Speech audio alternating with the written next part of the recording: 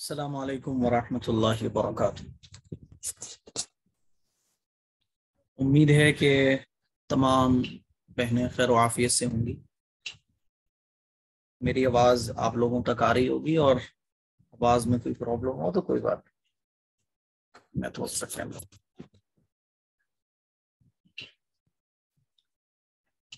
دین کے کتنے شعبے ہیں، اور پچھلے ہفتے لاسٹ کلاس میں آپ لوگوں کو دین کے کتنے شعبے پڑھائے گئے تھے اور ان کے نام کیا ہیں وہ مجھے بتائیں۔ دین کے 5 شعبے ہیں۔ السلام علیکم مفتی صاحب۔ جی بولیے۔ دین کے 5 شعبے ہیں: عقائد، عبادت، معاملات، معاشرت، اخلاق یا اصلاح نفس۔ شاباش، بہت اچھا۔ کوئی اور بتائیں، دین کے کتنے شعبے ہیں؟ دین کے 5 شعبے ہیں۔ دین کے 5 شعبے ہیں، کون کون سے ہیں؟ عاطف کوئی تھوڑی دیر بعد جانا۔ نمبر 1 عقائد، عبادت، معاملات، معاشرت، اخلاق یا اصلاح نفس۔ اچھا، اور بتائیں کوئی۔ اچھا، عقائد کس کو کہا جاتا ہے؟ کوئی بتائیں، عقائد کس کو کہا جاتا ہے؟ جی جو رسول اللہ نے خبر دی اور آپ صلی اللہ علیہ وسلم کے احکامات کو ماننا عقائد ہے۔ اچھا، اصلاح نفس کس کو کہا جاتا ہے؟ جی اخلاق، کیا اخلاق؟ جس کے اخلاق بہترین ہو، اصلاح نفس۔ جیسے اچھا چلیے، صبر۔ عبادات کس کو کہا جاتا ہے؟ جتنے بھی ہم عبادت کے کام کرتے ہیں اسے عبادت کہتے ہیں، نماز، جیسے نماز، روزہ، زکوٰۃ، حج۔ چلیے بہت جو اچھی، اللہ نے فرض کی ہے ہم پر۔ بہت اچھی بات ہے، آپ لوگوں نے بہت اچھے سے بتایا، بہت اچھی بات ہے، لگ رہا ہے آپ لوگ یاد کر رہی ہیں۔ دیکھیے، آج ہم لوگ جانیں گے تعوذ اور تسمیہ۔ تعوذ کس کو کہا جاتا ہے اور تسمیہ کس کو کہا جاتا ہے، اور بھی بہت ساری چیزیں ہیں جو آج کے سبق میں آپ لوگ پڑھو گے۔ تعوذ کہتے ہیں اعوذ باللہ من الشیطان الرجیم، اس کو کہا جاتا ہے تعوذ، ٹھیک ہے۔ قرآن مجید پڑھنے سے پہلے تعوذ ہمیں پڑھنا چاہیے۔ قرآن مجید میں اللہ تعالیٰ ارشاد فرماتا ہے فَإِذَا قَرَأْتَ الْقُرْآنَ فَاسْتَعِذْ بِاللَّهِ مِنَ الشَّيْطَانِ الرَّجِيمِ، کہ جب آپ قرآن پڑھنے لگیں تو شیطان مردود سے اللہ کی پناہ مانگ لیا کریں۔ تو قرآن مجید کی تلاوت سے پہلے اللہ تعالیٰ نے جو قرآن مجید میں حکم دیا ہے، اس حکم پر عمل کرتے ہوئے قرآن مجید کی تلاوت شروع کرنے سے پہلے کرتے وقت اعوذ باللہ من الشیطان الرجیم ہم سب لوگوں کو پڑھنا چاہیے۔ کوئی بھی کام ہم کر رہے ہیں اس کو اللہ کا نام لے کر شروع کرنا ہے، اور قرآن مجید کی جب آپ تلاوت کر رہی ہوں تو سب سے پہلے آپ کو اعوذ باللہ من الشیطان الرجیم پڑھنا ہے، اس کے بعد بسم اللہ الرحمن الرحیم پڑھنا ہے۔ کیوں؟ کیونکہ اللہ تعالیٰ نے قرآن مجید میں ارشاد فرمایا کہ جب آپ قرآن مجید پڑھنے لگیں تو شیطان مردود سے اللہ کی پناہ مانگ لیا کریں۔ تو اللہ تعالیٰ کے اس حکم پر عمل کرتے ہوئے ہم جب بھی قرآن مجید کی تلاوت کرنے جا رہے ہوں تو اعوذ باللہ من الشیطان الرجیم ہم لوگوں کو پڑھنا چاہیے، ٹھیک ہے۔ اچھا، نبی کریم صلی اللہ علیہ وسلم نے تعوذ کے بارے میں حدیث میں کیا بیان فرمایا؟ تو حدیث سنیے آپ۔ حضرت ابو سعید خدری رضی اللہ تعالیٰ عنہ سے روایت ہے کہ رسول اللہ صلی اللہ علیہ وسلم نے قرات سے پہلے اعوذ باللہ من الشیطان الرجیم پڑھی۔ حضور علیہ الصلوۃ والسلام جب قرآن مجید کی تلاوت فرماتے تھے تو تلاوت کرنے سے پہلے، قرات کرنے سے پہلے اعوذ باللہ من الشیطان الرجیم پڑھا کرتے تھے، ٹھیک ہے۔ تو یہ حدیث بھی آپ لوگوں کو یاد رکھنا ہے۔ تو قرآن مجید کی تلاوت شروع کرنے سے پہلے تعوذ پڑھنا، تعوذ کس کو کہا جاتا ہے؟ اعوذ باللہ من الشیطان الرجیم، تعوذ پڑھنا یہ مسنون ہے، اور ہمیں اور آپ کو قرآن مجید کی تلاوت سے پہلے پڑھنا چاہیے۔ کچھ لوگ جو ہے نا وہ اذان دینے جاتے ہیں تو بھی اعوذ باللہ پڑھتے ہیں، یاد رکھیے گا قرآن کی تلاوت سے پہلے اعوذ باللہ پڑھنا ہے. سب سے پہلے اعوذ باللہ پڑھیے آپ, پھر بسم اللہ الرحمن الرحیم پڑھ کے آپ جہاں سے قرآن مجید پڑھنے جا رہی ہیں وہاں سے پڑھنا شروع کر دیں. پھر بیچ میں مان لیجیے آپ نے کسی سے بات کر لی, کسی سے کوئی کام کر لیا, یا اٹھ کے کہیں اور چلی گئی, پھر آ کے دوبارہ آپ قرآن مجید کی تلاوت شروع کرنے جا رہی ہیں, تو اعوذ باللہ من الشیطان الرجیم پڑھ کے قرآن مجید کی تلاوت شروع کر دیں. ٹھیک ہے. نمبر دو ہو گیا, ایک قرآن مجید کی آیت کے بارے میں آپ لوگوں کو بتا دیا اور حدیث کے بارے میں بتا دیا. نمبر 3, اللہ تعالیٰ کا وجود. اللہ تعالیٰ کے وجود کے بارے میں, یعنی اللہ تعالیٰ کب سے ہیں, اس کے بارے میں ہمیں یہ عقیدہ اپنا رکھنا چاہیے کہ اللہ تعالیٰ ہمیشہ سے ہیں اور اللہ تعالیٰ ہمیشہ رہیں گے.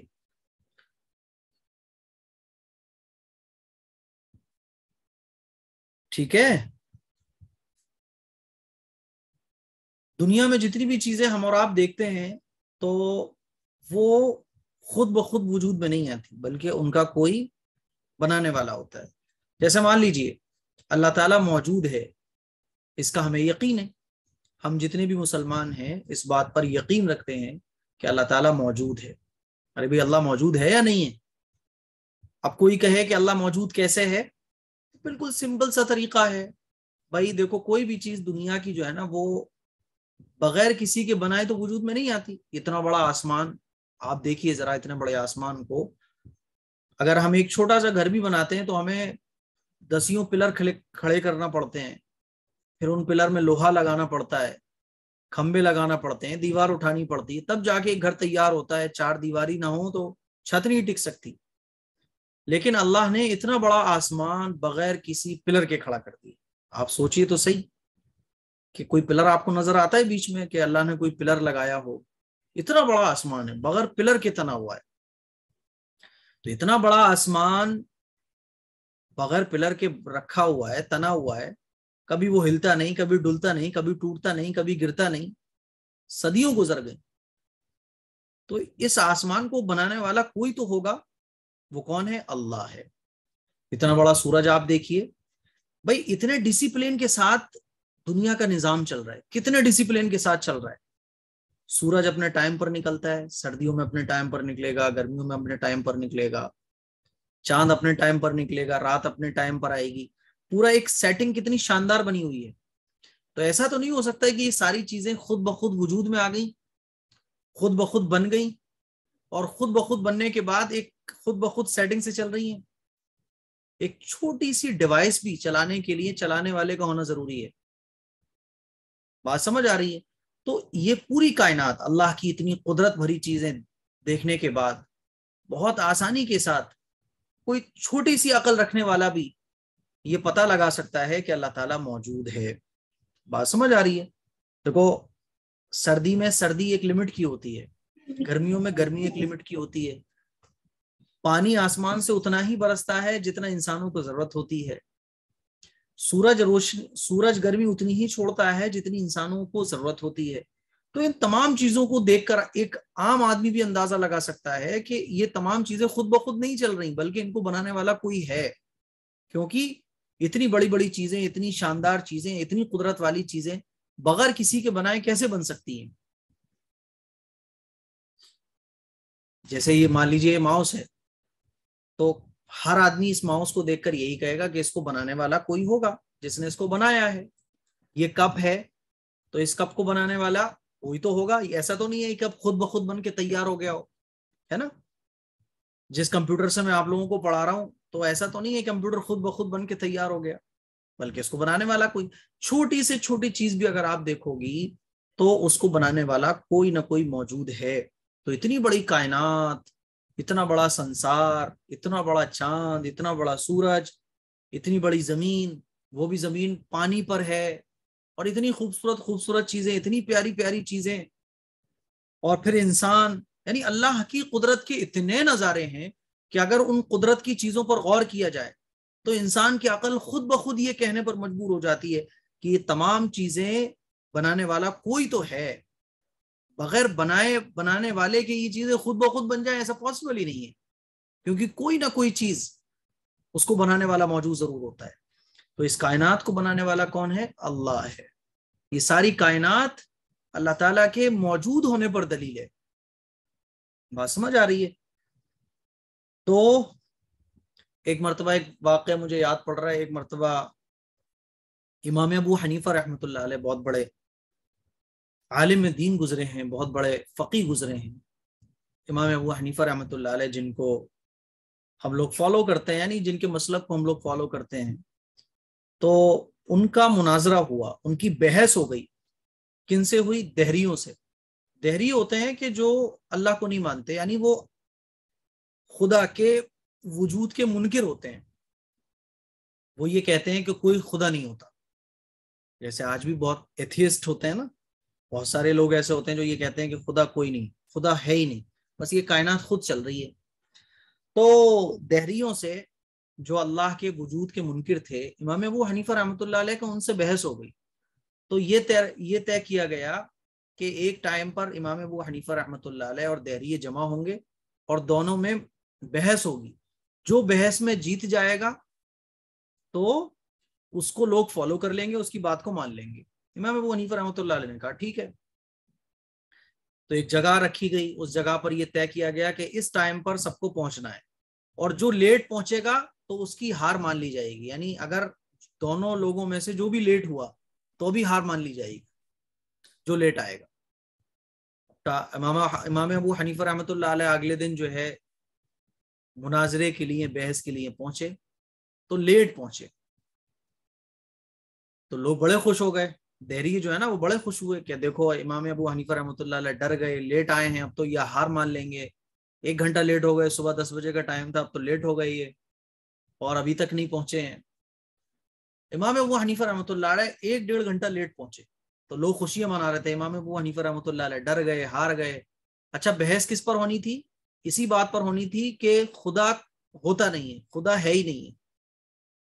امام ابو حنیفہ رحمۃ اللہ علیہ جب پہنچے تو لوگوں نے شور کرنا شروع کر دیا. تو امام صاحب نے یہ کہا کہ بھئی تھوڑی سی میری بات سن لو، میں لیٹ کیوں ہو گیا؟ میں جان کر لیٹ نہیں ہوا، اور اگر مجھ کو آنا ہی نہ ہوتا تو میں لیٹ کیوں آتا؟ اصل میں بات یہ ہوئی، امام ابو حنیفہ رحمۃ اللہ علیہ کا جو گھر تھا تو وہ ایک ندی کو کراس کرنے کے بعد تھا. تو امام صاحب نے کہا اصل میں بات یہ ہوئی کہ میں ندی پر جب آیا تو ندی پر آنے کے بعد میں نے ندی کو کراس کرنے کے لیے ناؤ کو دیکھا، اب مجھے کوئی ناؤ نہیں مل رہی تھی. بہت دیر تک میں انتظار دیکھتا رہا، ناؤ کوئی نہیں آ رہی تھی. اب ناؤ نہیں آئے گی تو میں کیسے ندی کو کراس کروں گا؟ تو میں ایک پیڑ کے سہارے بیٹھ گیا کہ بھئی کوئی ناؤ والا آئے گا تو میں اس کی ناؤ میں بیٹھ کر یہ ندی کراس کروں گا. میری آنکھ لگ گئی. پھر میری جب آنکھ کھلی تو میں نے دیکھا کہ ایک درخت بیچ میں سے پھٹا. ایک درخت جب بیچ میں سے پھٹا اور اس درخت کے پھٹنے کے بعد درخت کے تنے کی لکڑیاں بن گئیں. لکڑیاں آٹومیٹک اپنے آپ تختے بن گئے، اور پھر وہ تختے اپنے آپ جڑ گئے، اور جڑنے کے بعد ایک ناؤ تیار ہو گئی. اور ناؤ تیار ہونے کے بعد وہ ناؤ اپنے آپ ندی پر جا کر رکھ گئی. پھر میں جا کے اس ناؤ میں بیٹھ گیا، وہ ناؤ اپنے آپ مجھے چلاتی ہوئی ناؤ نے مجھے اس پار چھوڑ دیا. جتنے بھی لوگ اس پروگرام میں شامل تھے اور جتنے بھی دہریے تھے سب ہنسنے لگے کہ دیکھو امام پاگل ہو گیا، امام ابو حنیفہ رحمۃ اللہ علیہ پاگل ہو گئے، کیسی بہکی بہکی باتیں کر رہے ہیں. تو امام صاحب نے کہا ارے بھائی تمہیں میری بات پر یقین کیوں نہیں آتا کہ اپنے آپ درخت پھٹا، پھر اس کی لکڑی بنی، اس کے تختے بنے، پھر تختے اپنے آپ جڑے، پھر ایک ناؤ تیار ہو گئی، پھر ناؤ اپنے آپ ندی میں چلی گئی، پھر میں ناؤ میں بیٹھا، پھر ناؤ نے مجھے پار کرا کے تم لوگوں تک پہنچا دیا. تم لوگ ہنس رہے ہو میری بات پہ، سب لوگ کہہ رہے دیکھو امام صاحب پاگلوں جیسی باتیں کر رہے ہیں. ایسا بھی بھلا کوئی ہوتا ہے کہ اپنے آپ درخت پھٹے پھر اس کی ناؤ بن کے تیار ہو جائے، اپنے آپ پٹرے بن کے جوڑ جائیں؟ ایسا بھی کوئی ہوتا ہے؟ تو امام صاحب نے کہا تم لوگوں کو میری بات پہ یقین کیوں نہیں آ رہا؟ کہ ارے بھائی ایسا کہاں ہوتا ہے، ناؤ تو بنانی پڑتی ہے. تب امام صاحب نے لوگوں کو بات سمجھائی کہ دیکھو وہی تو میں تمہیں بتانے کی کوشش کر رہا ہوں کہ جب ایک چھوٹی سی ناؤ بھی بغیر کسی کے بنائے نہیں بن سکتی تو پھر اتنی بڑی کائنات، اتنا بڑا سنسار خود بخود کیسے چلے گا، خود بخود کیسے بن جائے گا؟ تو دہریوں کو بات سمجھ آ گئی، سب نے امام صاحب کے ہاتھ پر بیعت کی اور اللہ کو ماننے والے بن گئے. تو یہ ایک طریقہ ہوتا ہے لوگوں کو اپنی بات سمجھانے کا. تو امام صاحب نے اس واقعے سے تمام لوگوں کو اس بات کا قائل کر لیا کہ دیکھو اللہ ہے، اور اللہ کے موجود ہونے کی دلیل یہ ساری کی ساری کائنات. یہ ساری کی ساری کائنات. ابھی آپ نے دیکھا ہوگا نا کہ راجو شریواستو کوئی کامیڈین ہے نا, بہت پرانا کامیڈین ہے, تو اس کی حالت کتنی خراب چل رہی ہے. اس کا مائنڈ جو ہے نا, برین جو ہے وہ کام کرنا بند کر گیا.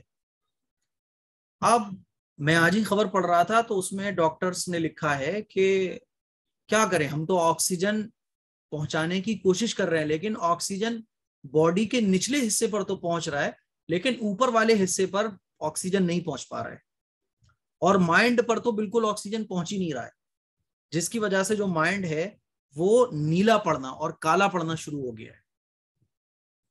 کیوں نہیں پہنچ پا رہا آکسیجن, نہیں سمجھ آ رہا ہے کیوں نہیں پہنچ پا رہا.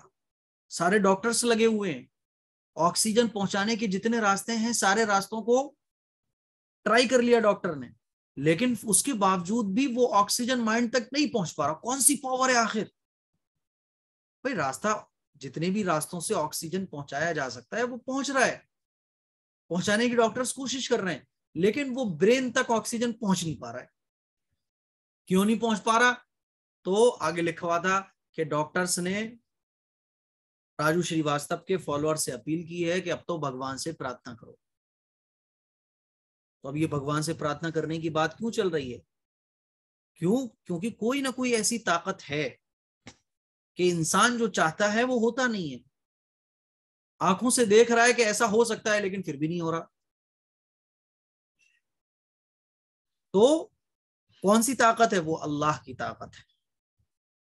دیکھو ڈاکٹرز کے پاس آج کل ہر چیز موجود ہے. وہ کہتے ہیں خون کی کمی ہے, خون کی کمی ایسے پوری ہو جائے گی. آکسیجن کی کمی ہے, آکسیجن پوری کرنے کے لیے یہ چیزیں موجود ہیں. انسان کے اندر طاقت نہیں ہے تو طاقت کے لیے یہ چیزیں موجود ہیں. بخار آ گیا, بخار کی دوا ہی موجود ہے. آپ دیکھیے خطرناک سے خطرناک بخار کی دوا موجود ہے, لیکن جب آدمی کا انتقال ہوتا ہے تو ایک نارمل سے بخار میں اس کا انتقال ہو جاتا ہے. ہماری ایک اسٹوڈنٹ ہے, تو کل اچانک سے ان کا کال آیا, تو میں نے ان سے پوچھا کہ بھائی کیا ہو گیا؟ بولی کہ مجھے سر بولتی ہیں, تو کہنے لگی کہ سر اصل میں وہ کیا ہوا کہ ہماری ساس کا انتقال ہو گیا.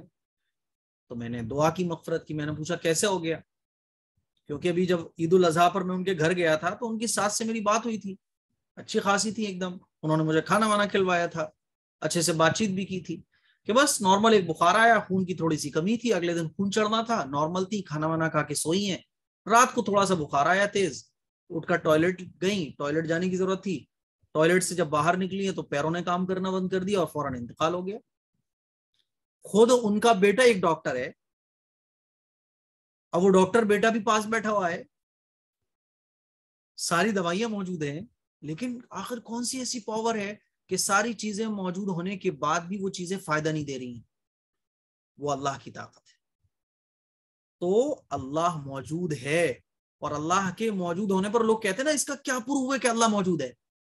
بھائی انسان کا, میرا یہ بولنا, میرا یہ دیکھنا, میرا یہ ہاتھ کا اٹھنا, اور میرے اندر اتنی ساری چیزیں موجود. اگر انسان خود اپنی باڈی پر غور کر لے, باڈی شیپ پر غور کر لے, وہ کیسے پیدا ہوتا ہے, اور جب وہ پیدا ہوتا ہے ماں کے پیٹ میں ہوتا ہے تو کیسے کیسے وہ بنتا جاتا ہے, اور پھر پیدائش کے بعد پھر بڑے ہونے تک ہر دن ہر پل اگر انسان اپنے اندر ہی غور کر لے تو وہ یہ کہنے پر مجبور ہو جائے گا کہ اللہ موجود ہے. میری عزیز بہنوں, اللہ تعالیٰ کا وجود یہ کسی دلیل کا محتاج نہیں ہے, بلکہ انسان اگر تھوڑا سا مائنڈ استعمال کر لے تو وہ یہ سمجھ جائے گا کہ اللہ موجود ہے. بات سمجھ آ رہی ہے؟ تو پوائنٹ نمبر 3. اچھا, میں نے آپ لوگوں کو نجاست کے بارے میں بھی بتایا تھا. روزانہ آپ کے سبق میں یہ چھوٹی چھوٹی چیزیں ہوا کریں گی, یہ چھوٹی چھوٹی چیزیں آپ لوگوں کو یاد رکھنی ہے, ٹھیک ہے. پوائنٹ نمبر 4, نجاست کے بارے میں نے آپ لوگوں کو بتایا تھا کہ نجاست یعنی ناپاکی 2 طرح کی ہوتی ہے. ایک تو وہ ناپاکی جو وضو کرنے سے دور ہو جاتی ہے, اور ایک وہ ناپاکی جو غسل سے دور ہوتی ہے. تو نجاست کے اصل میں 2 ٹائپس ہو جاتے ہیں, ناپاکی کے 2 ٹائپس ہو جاتے ہیں. نجاست کس کو کہتے ہیں؟ گندگی کو, ٹھیک ہے. نجاست گندگی کو کہا جاتا ہے, آپ گندگی کہہ لو, ناپاکی کہہ لو, ٹھیک ہے. اب نجاست کی 2 قسمیں, 2 ٹائپس ہیں نجاست کے, ناپاکی کے 2 ٹائپس ہیں. نجاست حقیقیہ, نمبر 1 نجاست حقیقیہ, نمبر 2 نجاست حکمیہ. نجاست حقیقیہ کس کو کہا جاتا ہے؟ نجاست حقیقیہ وہ نجاست ہے جو نظر آنے والی ہو، جیسے شراب، ٹوائلٹ، پیشاب، پخانہ، گندی کیچڑ، ہے نا. تو اس کو کہا جاتا ہے نجاست حقیقیہ، یعنی وہ نجاست جو ہم اپنی آنکھوں سے دیکھ سکتے ہیں. دیکھو 2 ٹائپ کی نجاست ہو گئی نا. ناپاکی 2 طرح کی ہوتی ہے، ایک تو وہ جس کو ہم اپنی آنکھوں سے دیکھ سکتے ہیں، اور ایک وہ جس کو ہم اپنی آنکھوں سے نہیں دیکھ سکتے.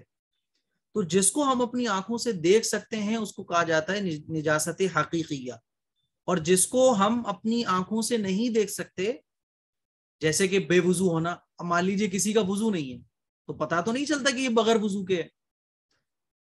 کسی کا غسل نہیں ہے تو کسی کا وضو نہ ہونا یہ ناپاکی ہے. ایسی ناپاکی ہے جو نظر نہیں آتی انسان. کوئی اگر کسی پر غسل فرض ہو چکا ہے تو یہ ایسی ناپاکی ہے جو اس کو نظر نہیں آتی. اس کو کہا جاتا ہے نجاست حکمیہ. تو ڈیفینیشن کیا ہوئی؟ سب سے پہلے نجاست کس کو کہا جاتا ہے؟ نجاست ناپاکی کو اور گندگی کو کہا جاتا ہے. اب نجاست کے 2 ٹائپس ہیں. نمبر 1 نجاست حقیقیہ. نجاست حقیقیہ وہ نجاست ہے جو نظر آنے والی ہو، جیسے شراب، ٹوائلٹ، پیشاب، پخانہ وغیرہ وغیرہ. ٹھیک ہے. نمبر 2 نجاست حکمیہ کس کو کہتے ہیں؟ نجاست حکمیہ وہ نجاست ہے جو نظر نہ آنے والی ہو، جیسے بے وضو ہونے کی حالت، بغیر غسل کے ہونے کی حالت. اس کو نجاست حکمیہ کہا جاتا ہے. اب آپ یہ سمجھو کہ نجاست حقیقیہ کی 2 قسمیں. سب سے پہلے تو نجاست کی 2 قسمیں ہو گئی، نجاست حقیقیہ اور نجاست حکمیہ. اب نجاست حقیقیہ کی پھر 2 قسمیں. نمبر 1 نجاست غلیظہ اور نمبر 2 نجاست خفیفہ. بات سمجھ آ رہی ہے؟ نجاست غلیظہ کو آپ ہماری زبان میں، ہم لوگ جو نارمل زبان یوز کرتے ہیں اس میں آپ بول سکتی ہو نجاست غلیظہ یعنی موٹی خطرناک ناپاکی، موٹی ناپاکی، ہے نا. اور نجاست خفیفہ ہلکی ناپاکی، ہلکی پھلکی ناپاکی. اب اس کو آپ ڈیفینیشن سے سمجھو. نمبر 1 نجاست غلیظہ کس کو کہا جاتا ہے؟ نجاست غلیظہ یہ وہ نجاست ہے جس کی ناپاکی زیادہ سخت ہو.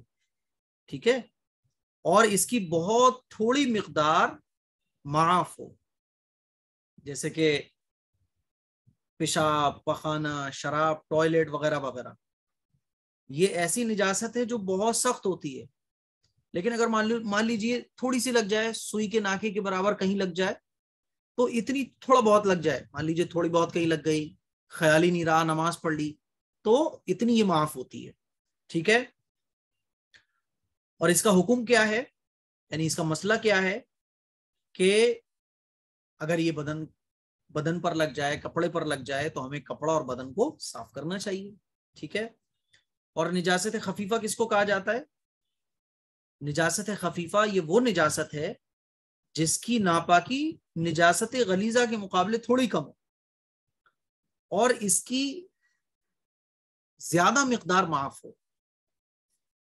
جیسے حرام پرندوں کی بیٹ اور تمام حلال جانوروں کا پیشاب. یہ کیا ہے؟ نجاست خفیفہ ہے. مان لیجیے قربانی کا کوئی بکرا ہم لے کر آئے، اس کا پیشاب جو ہے وہ لگ گیا، تو قربانی کے جانور جیسے بکرا ہے، حلال جانوروں کا پیشاب، بھینس ہے، بکرا ہے نا، تو یہ جانور حلال ہیں، ان کا پیشاب جو ہے وہ نجاست خفیفہ یعنی تھوڑا سا ناپاکی میں نجاست غلیظہ کے مقابلے کم ہے. بات سمجھ آ رہی ہے؟ ابھی تھوڑی سی چیزیں آپ لوگوں کے سر سے باؤنس جائیں گی، لیکن دھیرے دھیرے جب آپ سمجھو گی، آگے چل کے تھوڑا سا اور سمجھو گی دین کی باتوں کو، تو یہ چیزیں آپ لوگوں کو ایزی لگنا شروع ہو جائیں گی. ٹھیک ہے. میں انشاءاللہ نجاست غلیظہ آپ اتنا سمجھ لو بس آج کے سبق میں کہ نجاست کی 2 قسمیں. نجاست کس کو کہا جاتا ہے؟ نجاست ناپاکی کو اور گندگی کو کہا جاتا ہے. نجاست کی 2 قسمیں ہیں، نجاست حقیقیہ، نمبر 2 نجاست حکمیہ. نجاست حقیقیہ کس کو کہتے ہیں؟ وہ نجاست جو نظر آنے والی ہے.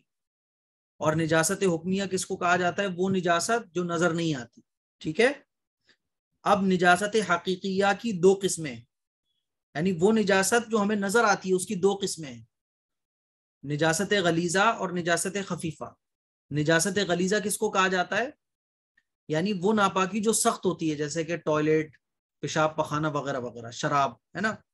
اور نجاست خفیفہ وہ نجاست جو تھوڑی سی ہلکی ناپاکی ہوتی ہے، جیسے کہ حلال جانوروں کا پیشاب۔ ٹھیک ہے، اتنا آپ سمجھ لو۔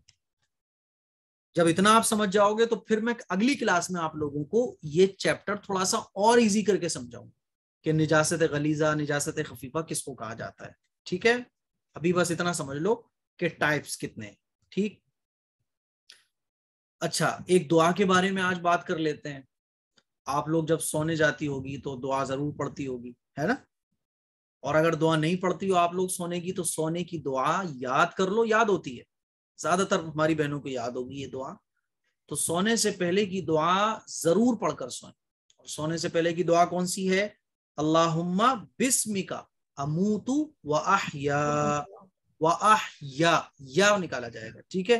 اللہم بسمک اموت و احیا، یہ دعا بخاری شریف کے اندر موجود ہے۔ اور اس دعا کا ترجمہ کیا ہے کہ اے اللہ میں تیرا ہی نام لے کر سوتی اور اٹھتی ہوں، یہ اس دعا کا ترجمہ ہے۔ اے اللہ میں تیرا ہی نام لے کر سوتی ہوں اور اٹھتی ہوں۔ ٹھیک ہے، اس دعا کو پڑھنے کا معمول بنائیں۔ جتنا آپ سنت کے مطابق سونے کی عادت بنا لو گی، اتنا آپ جو دوسرے لوگ ہیں، دوسرے لوگ مطلب جنات ہیں، شیاطین ہیں، اتنا آپ ان چیزوں کے شرور و فتن سے محفوظ ہو جاؤ، جتنا آپ سنت کے مطابق سونا کھانا پینا کر لو۔ جادو جنات ہی آس پاس پھٹکیں گے نہیں، اسی لیے جب سوئیں تو سنت کے مطابق سوئیں۔ اور سنت کے مطابق ویسے تو بہت ساری سنتیں ہیں سونے کی، لیکن ایک سنت یہ بھی ہے کہ سونے کی دعا پڑھ کر سوئیں۔ اور یہ جو دعا ہے نا، اپنے بچوں کو بھی یاد کر، اللہم بسمک اموت و احیا، اور اس کا ترجمہ ذہن میں رکھتے ہوئے جب دعا پڑھو تو اس کا ترجمہ ذہن میں رکھ کہ اللہ میں تیرے ہی نام لے کر اٹھتی ہوں اور تیرا ہی نام لے کر سوتی ہوں۔ ٹھیک ہے، اموت، تیرا ہی نام لے کر میں سوتی ہوں، و احیا، اور اٹھتی ہوں۔ ٹھیک ہے، بس آج کے لیے اتنا رہنے دیں، کیونکہ آج کافی سارا میں نے کچھ ایسا تھوڑا سا مشکل بھی ہو گیا تھا آج کا سبق۔ منڈے میں انشاءاللہ یہ چیز میں آپ کو دوبارہ سمجھاؤں گا۔ اور نجاست کا جو چیپٹر ہے تھوڑا سا مشکل چیپٹر ہوتا ہے۔ اس میں کیا ہوگا کہ نجاست کا جو چیپٹر ہے کہ ناپاکی کون سی کتنی لگی ہو تو معاف ہو جاتی ہے، کون سی ناپاکی ایسی ہو جو معاف نہیں ہوتی ہے، کون سی ناپاکی ایسی ہے جو کپڑے پر لگ جائے تو تھوڑی بہت سے کام چل جاتا ہے، نماز پڑھ سکتے ہیں، اور کون سی ناپاکی ایسی ہے جو کپڑے پر لگی ہو تو کام نہیں چلتا ہے۔ تو ناپاکی کا جو چیپٹر ہے وہ آپ کو بہت اچھے سے کلیئر ہو جائے گا۔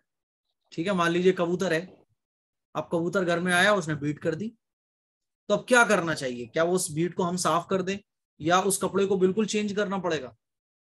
ہمارے ہینڈ پر کچھ ناپاکی لگ گئی تو کیا ہینڈ دھونے سے کام چل جائے گا یا پورا نہانا پڑے گا؟ یہ سارا جو مسئلے ہیں وہ انشاءاللہ آپ کے کل منڈے کو انشاءاللہ کلیئر ہو جائیں گے۔ اب جس کو جو پوچھنا ہے وہ پوچھ لیں، جا چلے جاؤ۔ السلام علیکم بھائی جان، جی کیسے ہو آپ؟ الحمدللہ۔ دلی سے ہمارے لیے کیا لے کے آئے سر؟ دلی سے؟ ارے بھائی آپ لوگ کورس پورا کر لو پھر دے دیں گے انشاءاللہ۔ او چلو ٹھیک ہے، میں یہ پوچھ رہی تھی کہ قضائے عمری پڑھتے پڑھتے اگر ہمارا انتقال ہو جائے گا تو پھر وہ قضا نمازیں معاف ہو جائے گی؟ دیکھیے اللہ کی ذات سے امید یہ ہے کہ اللہ تعالیٰ وہ معاف کر دے گا۔ ہاں، کیونکہ شاید اتنی زندگی نہ ہو کہ ہماری قضا نمازیں بھی پوری ہو جائے، تو اس صحیح ہے، لیے دیکھیے جب ارادہ ہے اور بندہ پڑھ بھی رہا ہے تو ظاہر اللہ تو رحیم اور کریم ہے، تو کوشش کرنے والوں کی اللہ تعالیٰ کوششوں کو کبھی ضائع نہیں کرتا۔ ان اللہ لا یضیع اجر المحسنین، تو انشاءاللہ اللہ تعالیٰ معاف کر دے گا۔ جی السلام علیکم مفتی۔ وعلیکم السلام۔ میں کیا بولتی ہوں، جمعہ کے دن جیسے نمازیں ہوتی ہے، جیسے اپن جوہر کی نماز 12 رکعت پڑھتے ہیں، جمعہ کے دن کچھ زیادہ مطلب پڑھنا پڑتا ہے کہ وہ 12 رکعت ہی پڑھنا ہے؟ میں عورتوں کے اوپر جمعہ نہیں ہے، عورتوں کے اوپر ظہری کی نماز ہوتی ہے، تو عورتیں اپنے اچھا، ظہری وہی کی نماز 12 رکعت ہے نا؟ ہاں بھائی۔ अस्सलाम वालेकुम मुफ्ती साहब। वालेकुम अस्सलाम। वो आपको मैंने मैसेज भेजी थी, क्लिप चाहिए थी बोल के।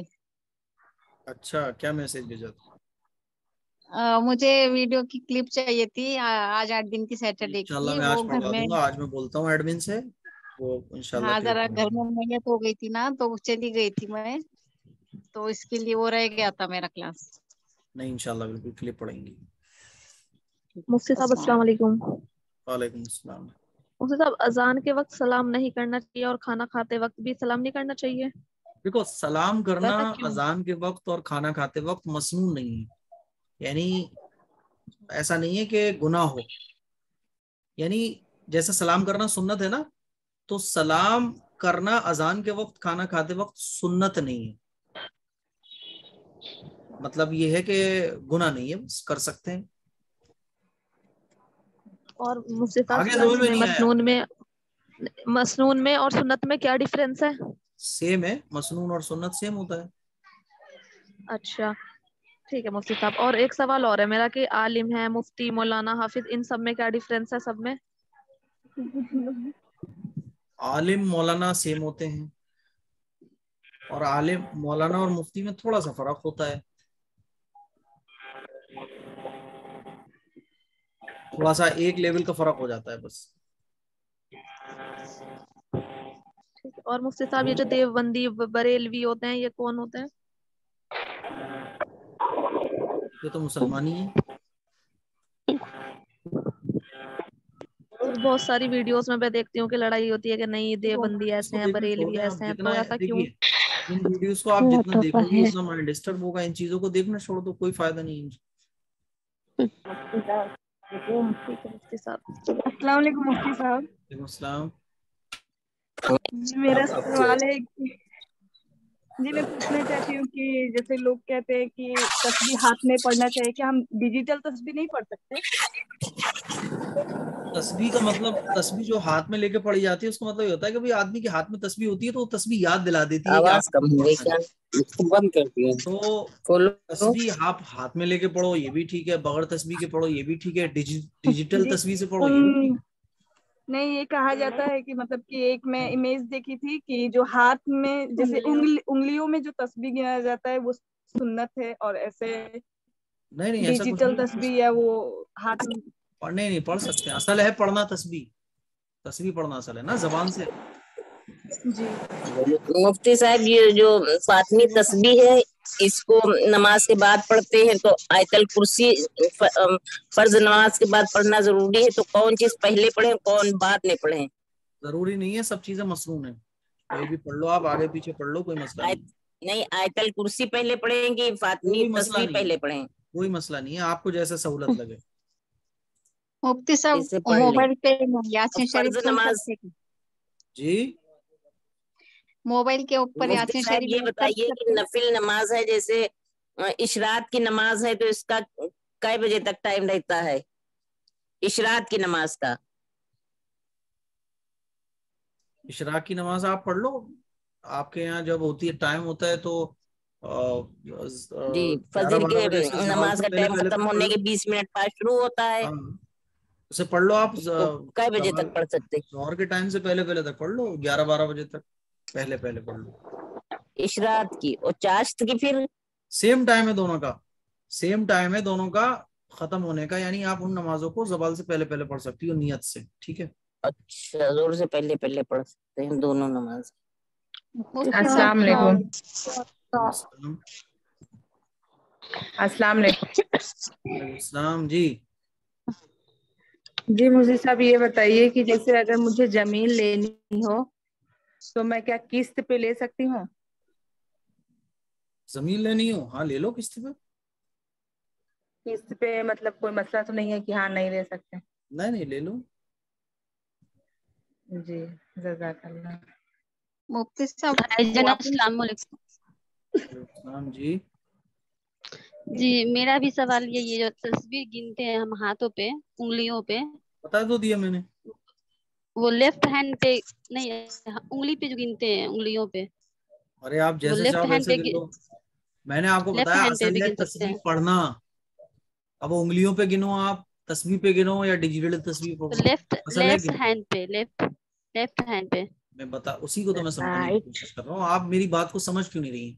मैंने बोला असल है तस्बीह पढ़ना, अब उसको गिनो आप हाथों पे, सीधे हाथ पे गिन लो, उल्टे हाथ पे गिन लो, तस्बीह पे गिन लो, डिजिटल तस्बीह पे गिन लो, खजूर की गुठलियों पे गिन लो, असल है तस्बीह पढ़ना, सिंपल है। हाथ पे आप क्या करती हो? काउंट ही तो करती हो ना। जी भाईजान। साहब कुछ लोग बोलते हैं कि उल्टे हाथ पे नहीं पढ़नी चाहिए, इसलिए। अरे भाई कुछ जी लोगों को हाँ, छोड़ दो, आप कुछ लोगों के चक्कर में क्यों पड़ रही हो? लोगों को छोड़ दो आप, लोगों को काम है लोग कहना। बहुत फतवा देते हैं। उसके सब सूर्य सर मुंह मैंने खोल कल के एक वीडियो देखी, उसमें कहा कि पेट दर्द या पेट बीमारी से जो भी इंसान मरेंगे ना वो दोजख में नहीं जाएंगे, और जो रमजान में मरेंगे वो दोजख में नहीं जाएंगे, जो जुम्मे को मरेंगे वो दोजख में नहीं जाएंगे। तो क्या ये सही बात है? इंसान के अमाल पर जन्नत और जहन्नम का फैसला है, किसी दिन और किसी मरने पर नहीं है, ठीक है? इसीलिए अमाल दुरुस्त करने की फिक्र कीजिए। मुझे और एक सवाल पूछना है आपसे। जी हेलो, मैं ना देखो मैं ताजुद की नमाज में उठती हूँ, ताजुद पढ़ती हूँ, फिर फजर में भी सो जाती हूँ, फिर कभी मैं फजर पढ़ती हूँ फिर ताजुद में नहीं उठ पाती हूँ। मुझे ताजुद फजर दोनों मुझे पढ़ूंगी ना, मेरे को एकदम सुकून मिलता है, नहीं तो मुझे बेचैनी होता है। मुझे यही समझ में रहा है, ताजुद पढ़ती हूँ फिर फजर का टाइम लेट होता है, फिर इतने में नींद लग जाती है, फिर सुबह हो जाती है, आँख खुलती है, मुझे बहुत ये तो आप हो रहा है, मैनेज करो बेचैनी जैसे भी। होने अब लगता है। इसमें मैं क्या बता सकता हूँ? आप भाई आपको ताज्जुद पढ़नी है, फजर भी पढ़नी है, तो इसमें मैं क्या बता सकता हूँ? जाओ। नहीं, वही मतलब मैं जागने की कोशिश करती हूँ, मुझे नींद आ जाती है, वही तभी देखो 4 बजे का टाइम है, पहले सो, 4 9 से बजे भी सो फजर जाओ का आप, टाइम। 9 बजे सो जाओ, फिर नींद नहीं आएगी।